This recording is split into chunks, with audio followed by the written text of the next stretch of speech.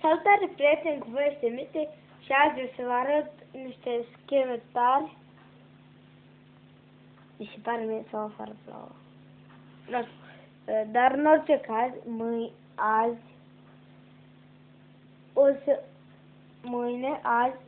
poate mâine, sunt aproape sigur că o să merg și să-mi cumpăr o gelatină, o mâzgă,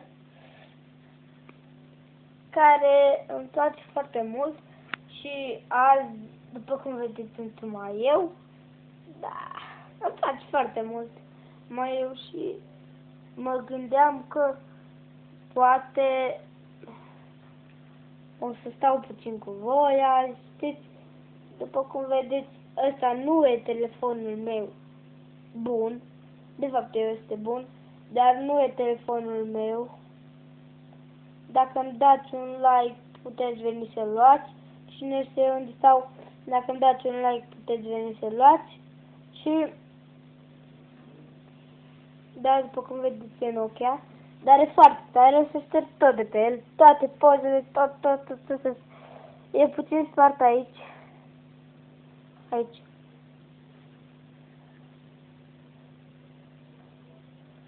Vă trebuie doar încărcătorul de Nokia, ce eu nu l-am.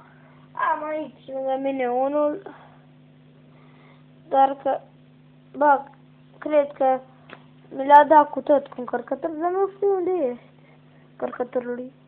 Bine, după cum vă spuneam, ăsta e telefonul meu vechi. Cine vrea poate să vină să le, pentru că am și tabletă și telefonul nou.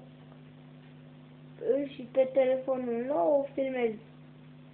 Tableta mi-e spartă, e în spate, e în dulap. În dulapul din spatele meu, vedeți? Și e spart ecranul.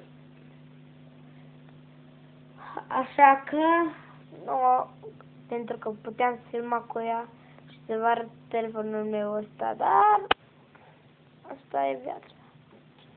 Vă rog, dați un like dacă vă place ce fac și dacă vreți să mai fac un share, orice. Cu voi a fost Miti și vă rog frumos, dați un like.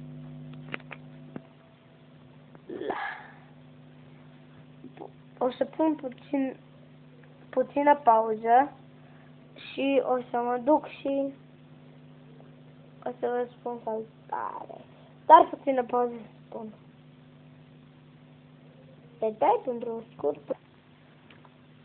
M-am întors, am revenit, cu voi este Miti și vă spun ce vreau să vă spun. Da, că v-am zis salutare!